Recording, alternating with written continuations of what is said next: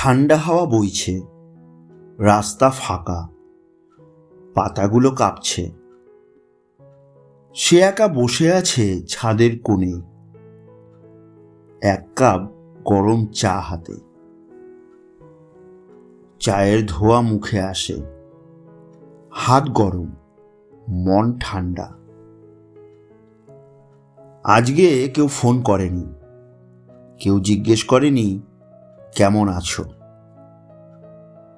তবু সে হাসে, কারণ এই ছোট্ট চুমুক চা এই মুহূর্তের নিঃশব্দ শান্তি, পুরো নিজের।